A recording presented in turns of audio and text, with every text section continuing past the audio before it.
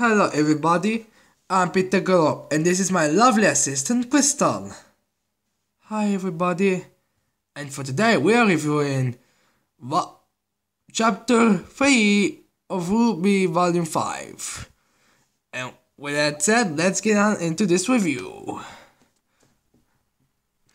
Now, first thing that happened in this chapter was the whole public thing they were speaking with, and they were speaking in the first chapter, which is good that they are moving the story along and not complicating it. So then, at the end, it will feel lost, which, if you ask me, is a good pacing. Now, what happens in this part is the first couple of minutes, I think it was around 3, was a bit emotional since with Belladama family, which also had a little buddy moment with Sun where he was basically like, alright buddy, you can handle that. Because, Sun's not part of this family, and it's not yet. Still, ships are confusing. So his little buddy moment was pretty good. I mean, it was kind of a, seriously, even when this pretty good buddy moment, but it made sense. Then when he's basically speaking and telling them all those evil schemes that Adam's plan is planned, basically until he mentions that we need to go protect Mistral, it's been pretty good. Although the weird thing I am wondering is what's the deal with Mistral? Do you have any idea, Crystal? I don't know. Maybe it's because, I don't know, legitimately don't really explain pretty well. I mean, maybe it's because Mistral has more scoundrels than the other kingdoms, which is weird considering the fact that Valkyrie literally has, the fence was literally the fact they have so many thieves and people. But maybe in the war something happened. I mean, it does seem like Valkyrie has the most amount of furnaces of all the 4 kingdoms. Obviously not including the White Family and everyone that lives in Nazare. And yeah, that's pretty much it. Now the next thing that happened big thing was the fact Ilya shown up and basically explained her case. And also confirming that yes, her family was killed in a mining accident that they mentioned in the trail capture shot they made with Blake. Which was kinda obvious, if I'm honest. And then she was basically stating how Balladamas are the worst furnaces. And I'm pretty sure that's not true. No, hear me out. Wait, why would we hear you out? Well, you see, when I saw that thing, I kind of had a little theory. And, well, when I saw later in the episode, I've got a little theory. But you know what, now I think about it, I'm going to tell you it in the end. Alright? Hoping you're not gonna be keeping us waiting. Now yeah, they basically discussed this whole thing. In the escapes, basically the only part that I'm pretty sure anyone will have a problem with is the fact that Sun screamed out where it seems like he was going to sneak attack her. But to be fair, that is Sun's character. Alright. Now, after the whole debacle, and them looking pretty in the 2 Fox twins, and yes, that's how I'm gonna be referring to them, the Fox twins, they've pretty much thought they did their job pretty well. Which I must say, does no one in Menagerie know that Blake's was a part of a team that had Wise Schnee? The second daughter to the biggest hate, probably the most racist company, the one that has basically the richest, the guy who literally destroys all of his competition just so he'll win. You know, that guy? Seriously. I'm pretty sure if Blake can handle that.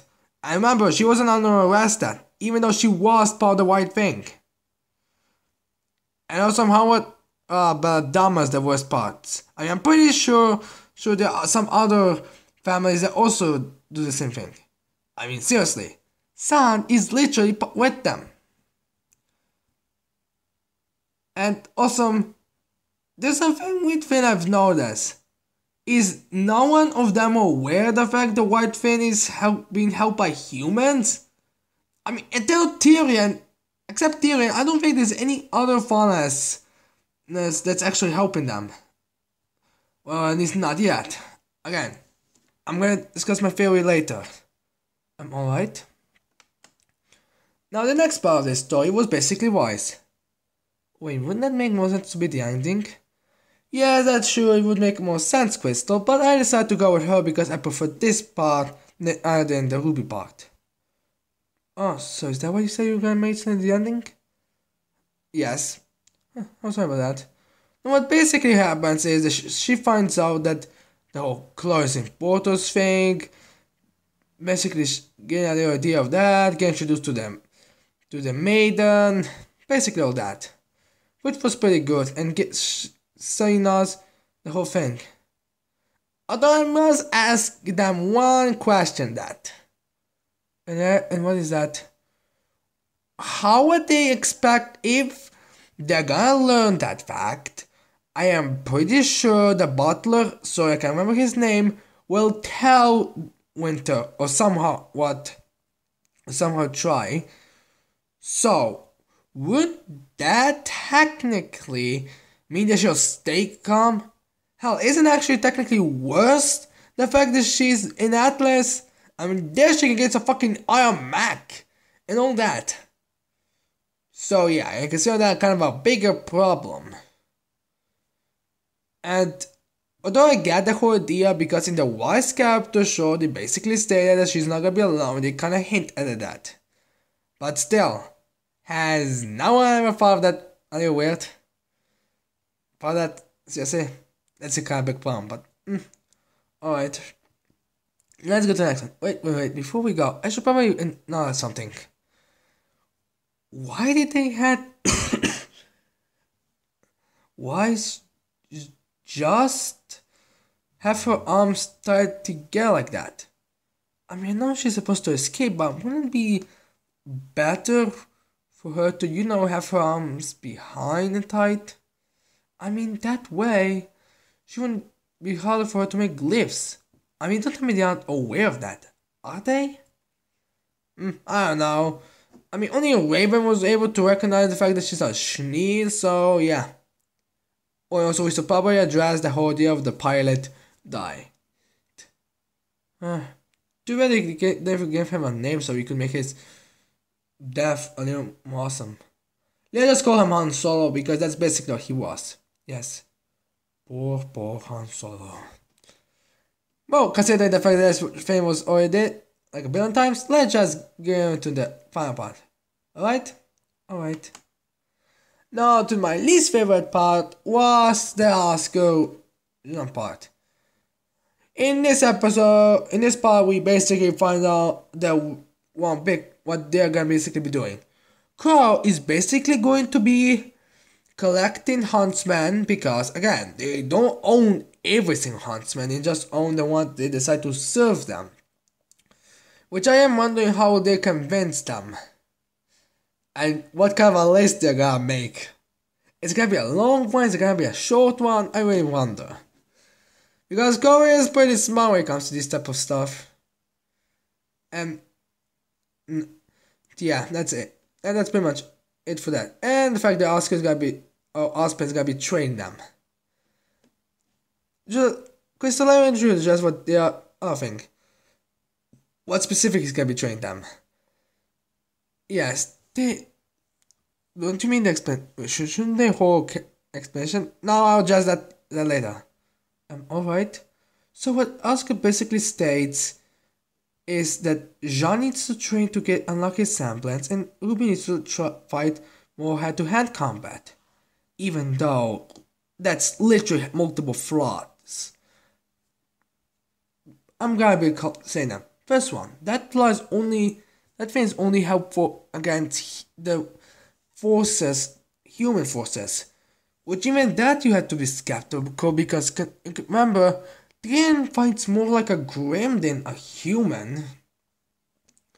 Because they are going to mostly find White Flame members, and not to mention they could be a gorilla White Flame member and Rhinoceros White Flame member. I mean, a bunch of other ones more physically intimidating.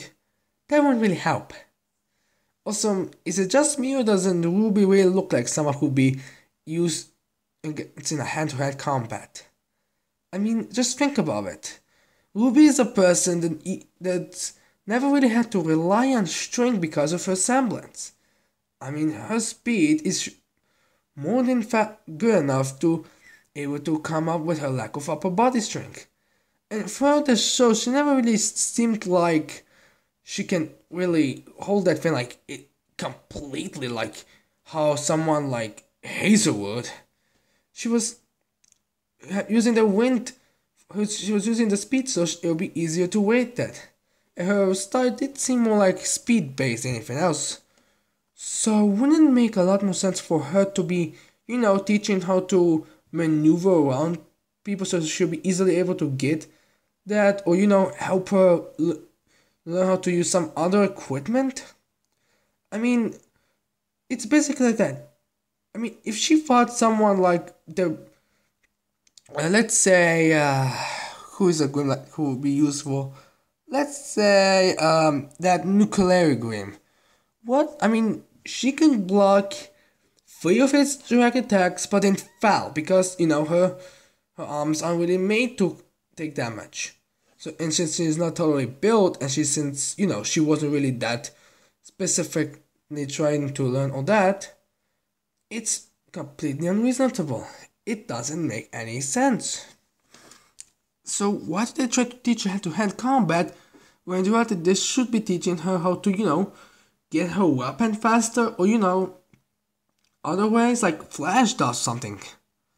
I mean, not the more time she uses it, weaker she becomes because of the whole aura thing, but that's not really a good excuse. I mean, what do you think? Agreed, 100%. I mean, even Yang seems to have a problem battling Grim. I mean, seriously, in literally the first volume, what Yang took incredible of the part to defeat that one Ursa, Blake was like, "Shut, bitch! I'm killing this one." Yeah, it doesn't really make sense. Now to my theory. Let me see the thing.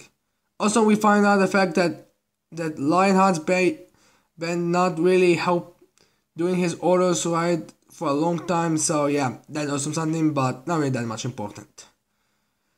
Now yeah, with that, basically, they've stated that Salem and Ospen are basically been long forever, since probably been at the same age or something. Now that's pretty good. I mean, someone's lich, which means that the reason why she's so smart and knowledgeable and not just so egotistical like some other villains is the fact that she was so long and she did so many mistakes that nearly cost her life. So that makes sense. Also makes sense how she's able to, manipulate people to join them. And why she does know that there's a powerful used for assistance, but the trusting thing is the problem. That's great that we know that. But here's one slight problem they don't really explain. So and what is that? So Ospen is basically the immortal human. Salem is basically the immortal Grim. What's one thing missing from this? An immortal Farnas, or at least something I meant, or basically something like that. that's a thing that's missing. And considering the fact that, in fairy tale stories there's usually three, and this is basically, some characters are based on fairy tale stories, so the three, the three immortal beings represent all that would technically make sense. And one thing that would be good is that it basically is like that. Ospen is a terrible human because he constantly fails, even though his experience should be beyond anyone else. Salem constantly fails because it's a limitation of a Grimm, but he fails because he is crazy. How awesome would be that? And why, instead of just guessing that since Salem's a Grimm, she can live forever, and Ospen's explanation, the fact that he eventually can merge with some other pure soul, his explanation would be he has so many powers and abilities and semblances, it's honestly for him like laughable. Hell, that's exactly how Jean could unlock his semblance. Just think about it. Jean basically gets this Faunus who's been as long as Salem and Ospen there. He goes after him to tell, so he could teach him how to unlock his semblance, because he has so many semblances that's for him able to basically tell people how to unlock the semblance would basically be laughable. Now in this journey Jean could encounter millions of flaws, millions of trials. You think he would be like, he must be a really wise person that he's able to do that. But as far as he knows, he could just be a villain. Osper only says he's a unique case. He doesn't think well. He doesn't like to get involved. But when he does get involved, it's usually for the bad side. So with that, he could hope the hero help this time for good. But what happens? This guy's a crazy Faunus. He's a psycho. He sees everything as a joke. Hell, he could be the source of the comedy in the villains, or anything. Or hell, he could basically be the one that's basically every single Faunus kind of being confirmed. Like, you want to see a bad Faunus? He can be a bad Faunus. You want to see a dinosaur Faunus? He can be a dinosaur Faunus. Basically, every single animal that exists or has existed can he be. That'd be awesome. And just great. And yes, it would make sense why there be three musketeers. So basically, three immortal beings in Rwby. It makes sense. I might do another video about this in discussing it more in deep, but just think about how awesome would that be. What do you think, Crystal? That is a good idea, and it does make sense. And we could finally get some explanation in Rwby for Faunuses. Seriously, the only explanation we get is that evil god, and of the two most powerful gods we can presume, the evil one created Grimm to destroy everything, and the good brother and the evil brother joined forces to create humanity. But Faunuses, nothing. Which would be a good explanation. Yeah. Now, I hope you like this. I hope you... Wait a second, Peter. What, Crystal? I was just going to ask you, you said in one of your previous videos that you were going to make your own fan story about Marcus Ladybug. Just so I know, how is it going with that? Great. I'm currently very close of ending the first chapter. And when I get the first chapter done, I will start a bit of the second chapter, and then go and then review basically what my first chapter is. I'm good. I'll tell all of you about it later. But now, I hope you guys leave a like, subscribe, and share your videos. And bye. Bye. Now, you see, what I getting inspired was